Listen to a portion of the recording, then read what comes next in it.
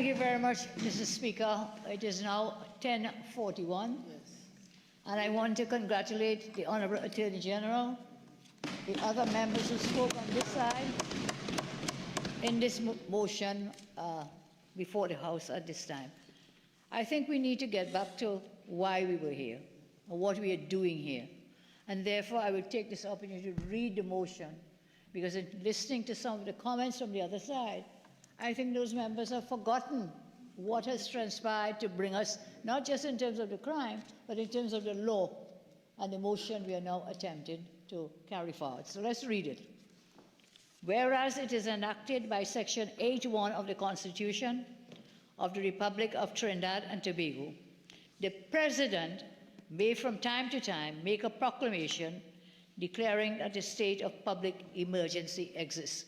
Mr. Speaker, we may well understand, in this case, President, on the advice of the Cabinet.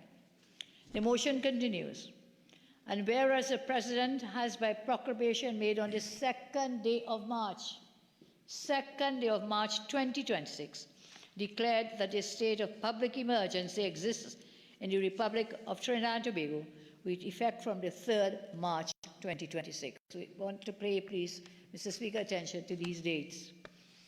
Further, the motion recites, and whereas it is enacted by Section 9(2) of the Constitution that a proclamation made by the President for the purposes of and in accordance with Section 8 shall, unless previously revoked, remain in force for 15 days. And whereas it is enacted by Section 10(1) of the Constitution that before its expiration, the proclamation may be extended from time to time by a resolution supported by a simple majority vote of the House of Representatives. So, however, no extension exceeds 3 months, and the extension does not in the aggregate exceed 6 months. Motion continues to recite.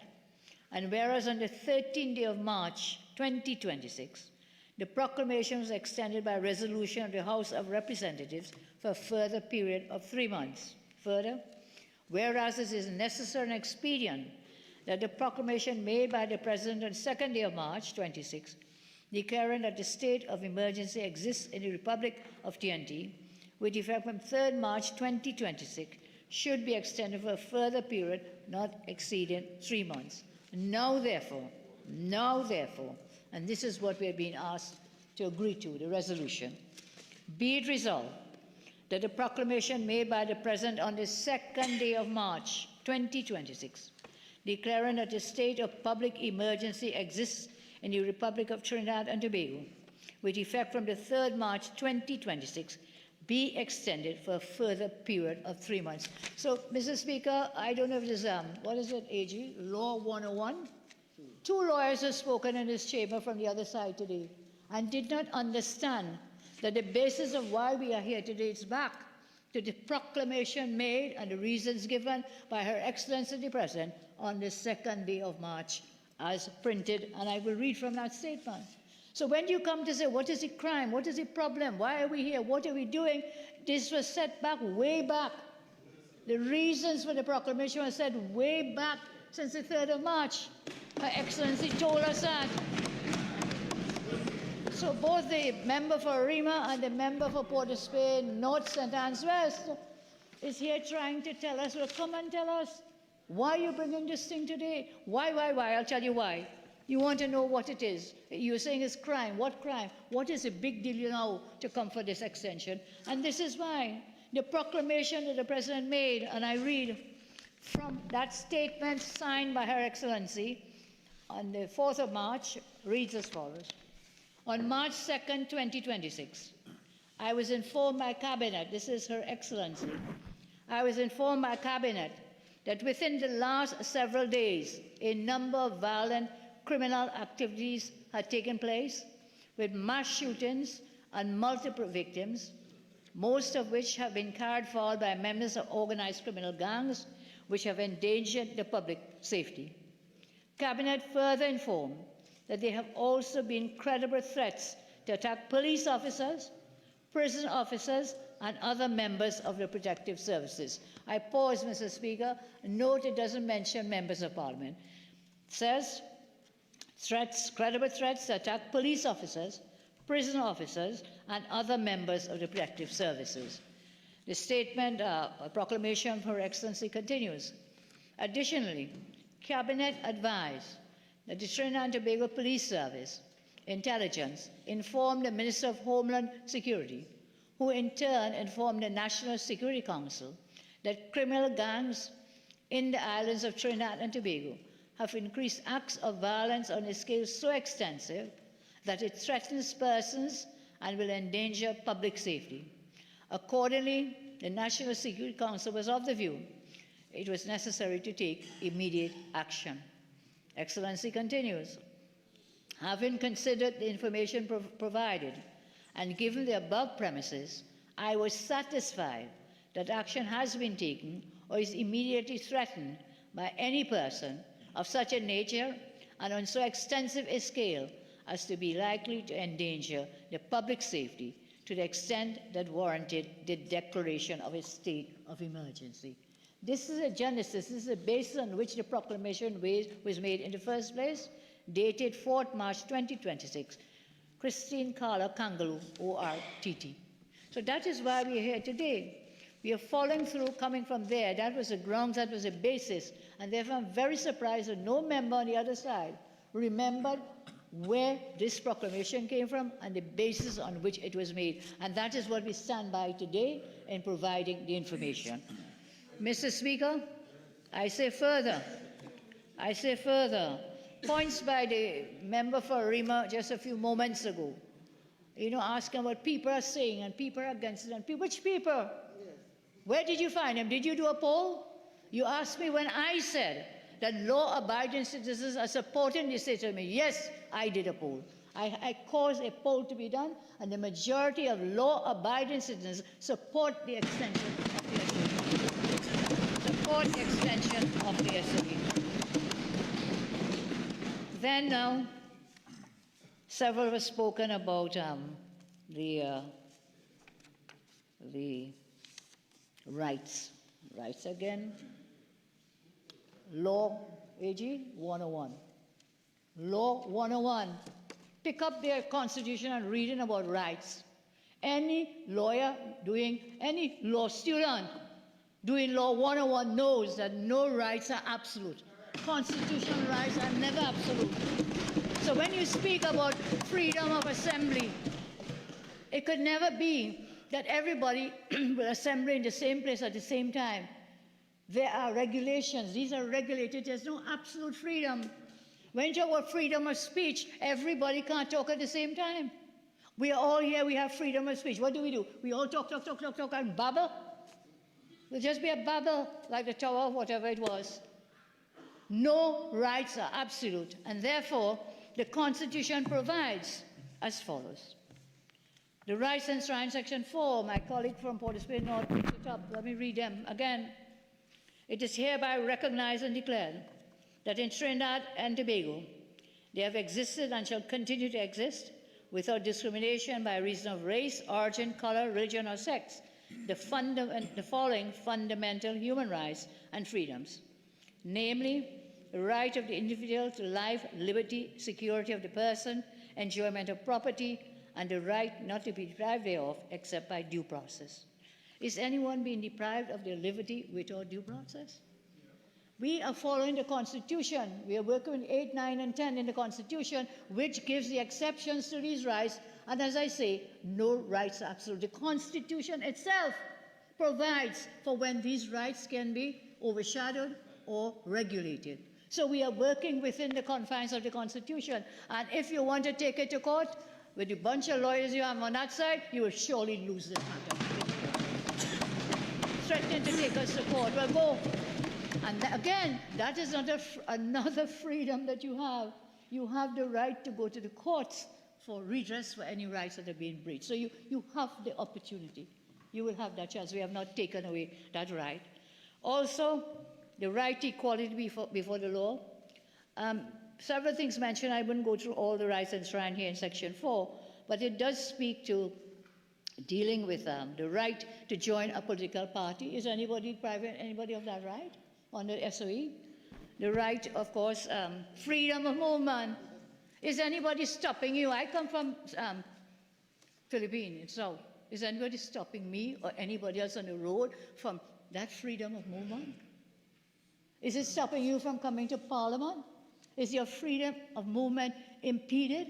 And I heard my colleague from Tobago say that whatever rights he had before, he has not lost any of those rights. He's still enjoying those because, you know why? Because he's a law-abiding citizen. The only persons who have been impeded are those who are not law-abiding. Freedom of assembly, I mentioned that. Freedom of movement, freedom of thought expression, freedom of association or assembly. When you're gathering tomorrow in your meeting, is anybody stopping you from assembling, associating? Is anybody stopping you from speaking? Where are your rights? Which rights are being impeded? And I come back again, there's only those who are in the criminal elements of the society, those rights are being breached. But it goes further. No rights are absolute. The Constitution then gives us, I find it, there's a word they call it oxymoron. Oxymoron. So they say something as an oxymoron, Mr. Speaker, and I know you're very erudite and very literate. I will go further to say, it is oxymoronic for people to stand up in a public meeting on a platform and speak and speak and see and say that their rights have been deprived. They've been deprived of freedom of expression. You're standing on a political platform saying everything under the sun, and you're saying, oh, my freedom of expression is being hindered, being taken away. You're assembling there with your colleagues. Well, I know the member of Port of Spain North, he don't get to speak in a meeting, so he wasn't very much concerned about it. He might just be moronic. He might just be moronic, not oxymoronic. Oxymoronic. People came, they're saying, I'm blocking them from coming by the office of the Prime Minister. These regulations, they can't come. Yesterday, 13 of them stand up outside the office of the Prime Minister, assembling together, and oxymoronic again, saying we're stopping them from coming there. It is something is just not right. So these rights and freedoms that you're saying the SOE is taking away your rights and take away your freedoms, the Constitution allows that to happen. Make it very clear. We are operating within the law. And that is why when we go to sections 8, 9, and 10, let me remember my Law 101, remember, I think it's sections 8, 9, and 10. So here we have exceptions. Subject to this section 8, for the purposes of this chapter, the President may from time to time make a proclamation declaring that a state of public emergency exists. 2, this is 8.2. A proclamation made by the President on the subsection 1 shall be effective unless it contains, shall not be effective unless it contains the proclamation from the President. I have read that proclamation for you. Then 9 says, within 3 days of making that proclamation, it must be delivered to the Speaker, and thereafter that shall last for 15 days, no more than 15 days, unless extended. We did all of that. We extended that after we came within the 15 days. We extended it. I explained that a little earlier. And then that proclamation may be further extended from time to time for not more than 3 months at any one time. We did that too. We did the 3 months. And then we could come back, which is why we are here today. We can come back again. But we cannot in the aggregate go beyond 6 months. So this second extension will take us into the 6 months. Thereafter, a special majority is needed. But up to now, it is only a simple majority we will need today to pass this extension of the SOE. So, a period of public emergency, several things happen. So, we have regulations. The latest one giving the problem, which I just tried to explain, is that no one is being deprived of the right to liberty without due process. What's the due process in this case? It is adherence to the sections of the Constitution, 8, 9, and 10 that I mentioned. No one is being deprived of freedom of speech. Again, 8, 9, we are within the framework of the Constitution, 8, 9, and 10. We are within that, we have a freedom of expression. We go ahead, freedom of assembly, freedom of association, and all those other rights that those on the other sides keep complaining about they've lost. I haven't seen one of them lose their right to speak. Has someone stopped you from speaking? If you get a PDO, only then may you be unable to, well, you could still speak, but you may be in Textron with the PDOs that Minister of Homeland Security spoke about. Right. Let's come back to this point now. These people delivered a letter to my office yesterday, and a response will be forthcoming, I think 13 of them. And I said it is oxymoronic. You're outside the office of the Prime Minister, and you're saying you cannot protest, but you're out there, 13 people gathered in an assembly. You deliver this letter. Let's listen to this now. You're complaining about these regulations, called the prohibition regulations. Several of you spoke about it on the other side. And you're saying, all right, look, you're depriving us of our rights, and why we have only 500 meters that we can come, and we cannot come less than that outside the Parliament, outside other places. Mr. Speaker, I took the time to do a little measuring, not with a measuring tape, but I did this. Trinidad and Tobago has a land area of 5,131 square kilometers. Trinidad and Tobago, I repeat, has a land area of 5,131 square kilometers. The area around the 15 buildings listed in the regulation covers 11.77 square kilometers. You know what, Mr. Speaker? 0.23% of our total land area in Trinidad and Tobago. 0.23% of total land area in Trinidad and Tobago. Therefore, all citizens have 5,119.23 square kilometers of land where they can protest. And what that works out to is 99.77% of our country. They can use it for their protests and their assemblies and so on. So that 500-meter zone around these buildings, there's a good reason why that, I suspect, was chosen. Oh, well, I understand why, to say a 500-meter zone. Because at that distance, I am told, the effects of small arms and rifle gunfire are negated.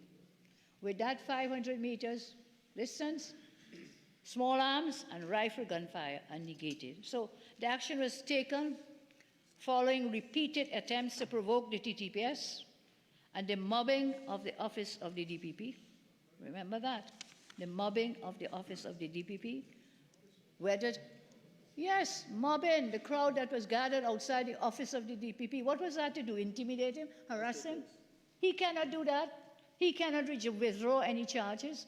The DPP has no such constitutional power at this time to withdraw. So whatever you went out there to do, the matter is sub judice. It is in the hands of the court. It's now for the court to make a determination, not for people to stand around and scream and say, no, no, no, no, no. Then you're outside of the rule of law. You're outside of justice. You're out of the whole system. It has to take its course in the courts of law. So no amount of screaming outside the DPP's office is going to change. Mr. Speaker, the state has a duty to protect legitimate protesters. I acknowledge that. To protect public servants, to protect citizens working in and visiting critical, high-risk, high-security buildings, because gatherings were being infiltrated by gang members. Gatherings were being infiltrated by gang members. That's what the intelligence shows us. Persons with criminal records and just some moronic people were out in these gatherings. Law-abiding citizens are amazed at the absurdity and hilarity, as I said before, where there are people protesting to say they cannot protest. So they're protesting to say they cannot protest. They're having public meetings to say they can't have public meetings. And persons are freely voicing their opinions, freedom of expression, where else? On every mainstream and every social media platform. And on those things, they're claiming their voices are being muzzled. You know, if it were not so serious, it would be hilarious. It is absurd. You're doing the very things that you're protesting you can't do, and yet you're protesting.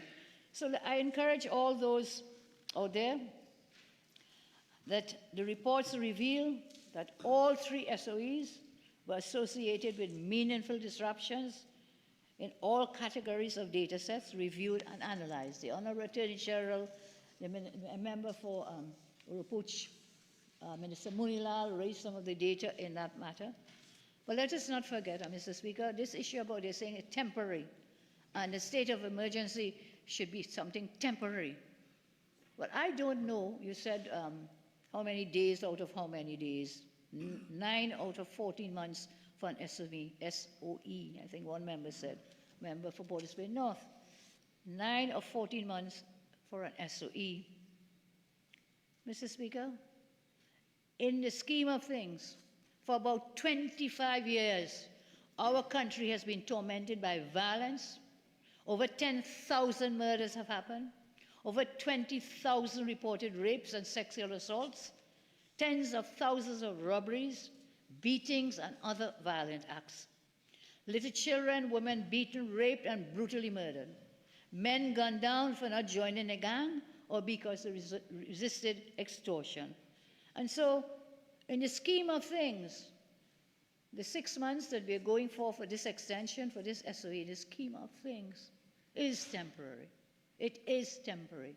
And you are now trying to tell people, what was the word the member for Ruka Lopino used? Was it rolling over, and telling me we will have this SOE for 5 years?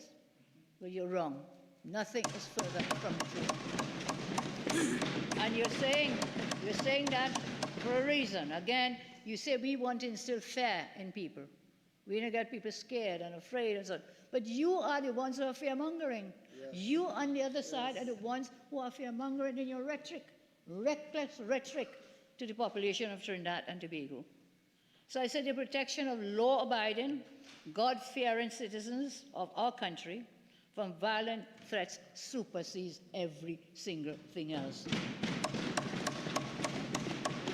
And I say again, despite your trying to tell people I'll be doing this for 5 years, and thank God, you know why?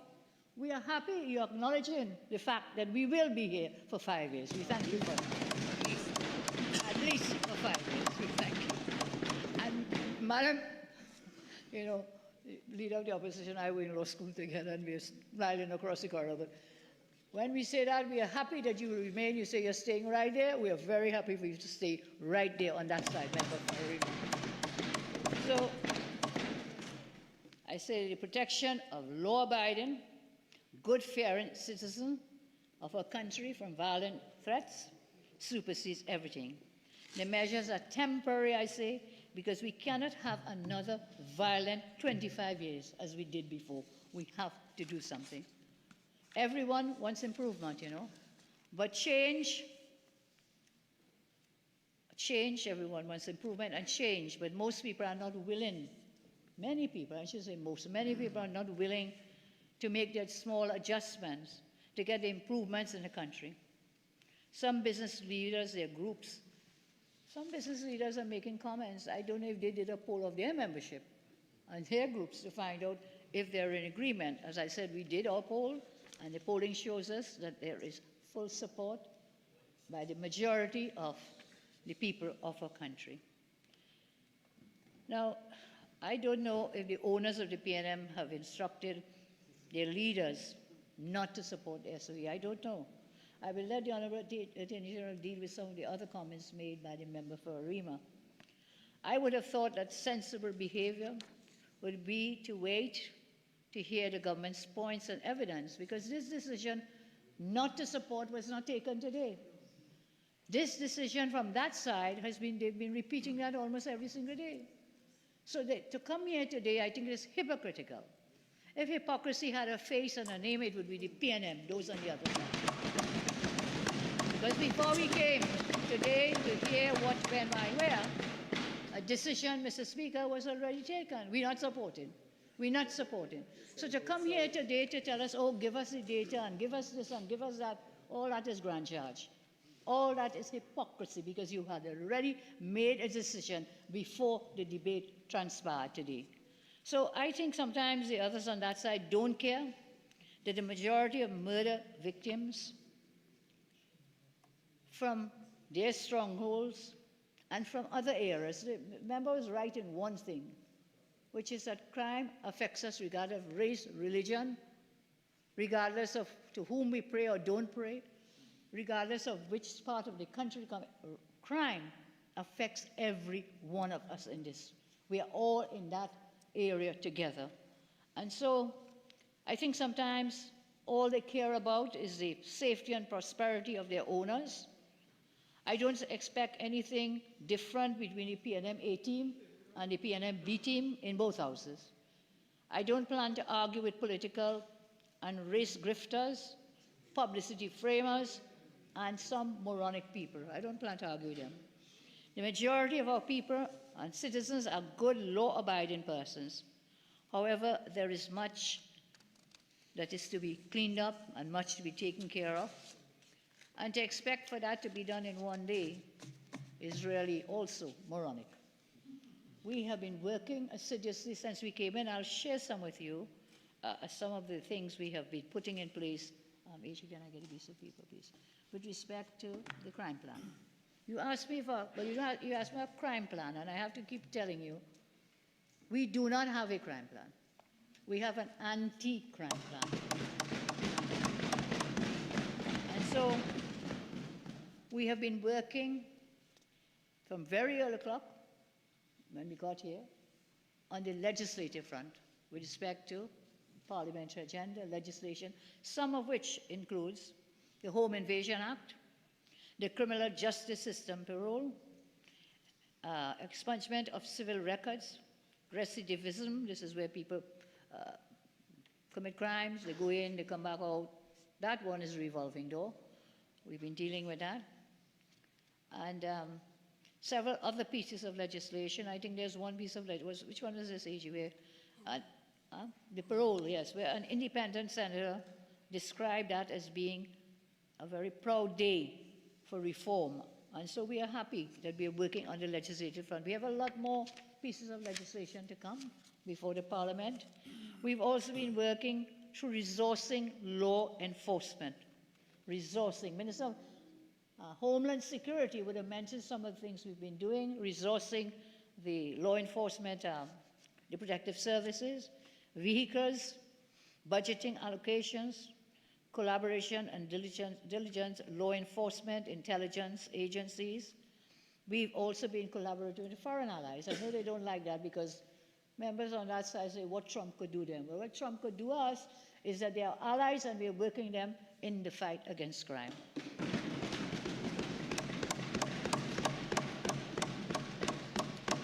So, in addition to the legislative, in addition to the monetary, the financing and resourcing, Minister of Homeland Security would have told us we are also increasing the TTPS, the numbers of the police in the TTPS.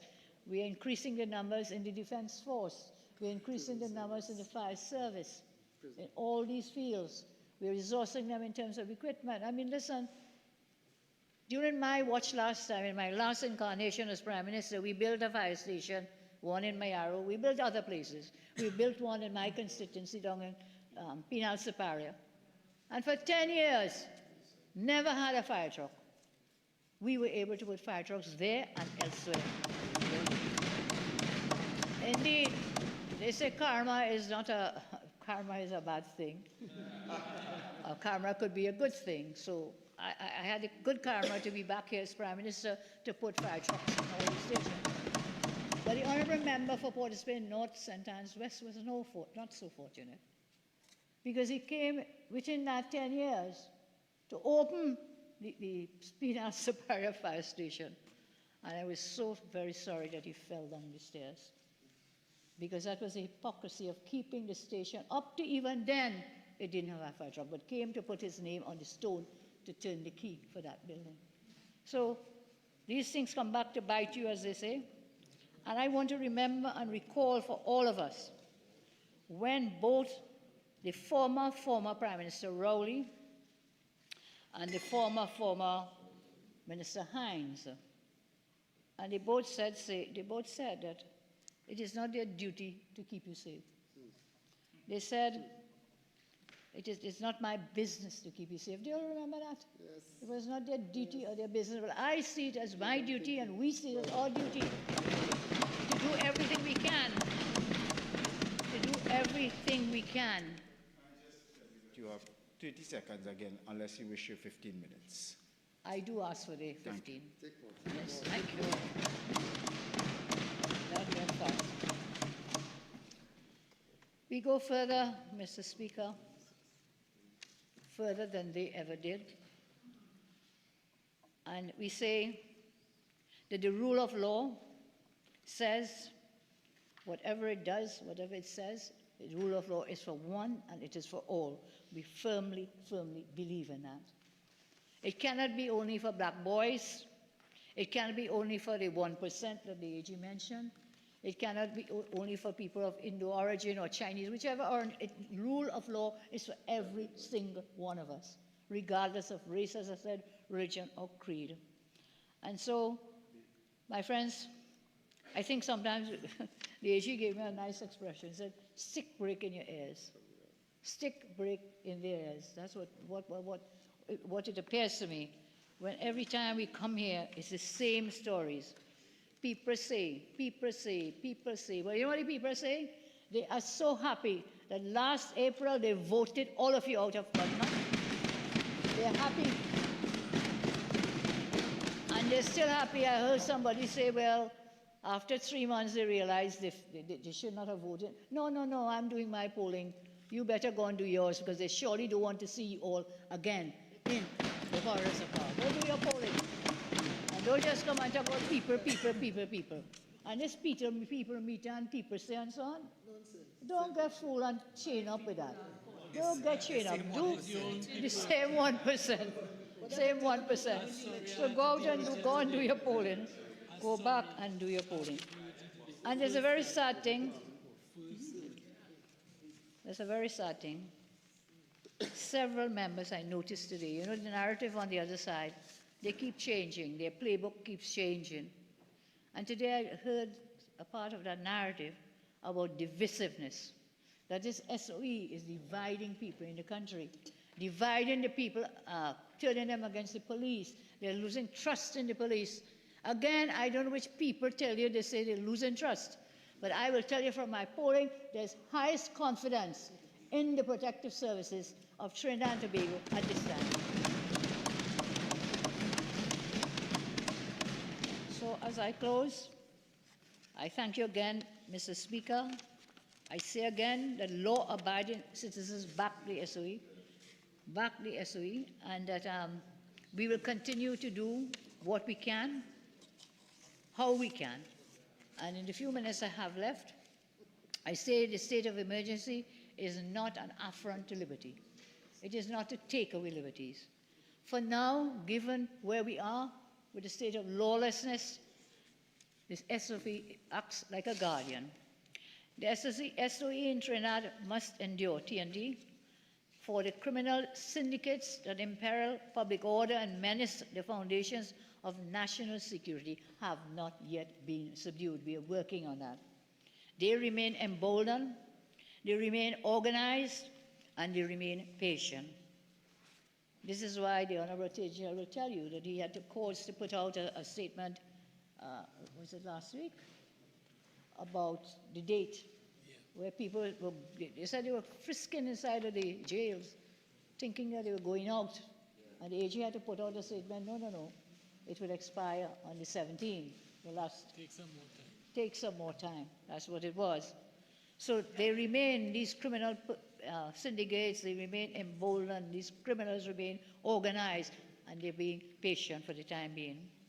Intelligence-led operations currently underway demand the full latitude of time to unmask, apprehend, and bring before justice the architects of violence who have long operated in the shadows. To withdraw the measures now, prematurely, would be for us to surrender hard-won ground and imperil investigations of singular national importance. Mr. Speaker, the empirical record speaks with unmistakable clarity. Violent crime and gang-related activity have measurably receded in the wake of the emergency provisions. Data provided by the Honorable Attorney General, data provided by Minister of Homeland Security, and by the Minister of Energy shows us, and I don't understand why in the face of that data, they would continue with the line, it's not working, it's not working. Why would there be 42% decrease in homicides? Why, if it were not working? Just one example of all the other data given. And you know, when they stand up here, this CPEP and URP, they want us to be forever a nation of grass cutters and crying about the CPEP and URP people and saying, oh God, if they had jobs, then this wouldn't be happening. They had those jobs. They had it all over the 10 years, and the crime never went down. It never went down. So don't fool yourself. Don't fool yourself to think that that will stop the crime, because in your 10 years, you gave them all of this, you gave them all the ghost gangs, and it never stopped the crime. So part of our crime plan includes the creation of sustainable jobs, anti-crime plan, creation of sustainable jobs to deal with crime in our country. Sustainable jobs. I mentioned to you last week or sometime about 14,000 jobs having been created within the year. The CSO said 8,000 jobs in the last quarter. That is a very important. But it cannot be CPEP and URT and the ghost gangs that you put together under your crime plan. In our anti-crime plan, they have no place. I said the work remains unfinished. Vulnerable communities and courageous witnesses still stand exposed to criminals.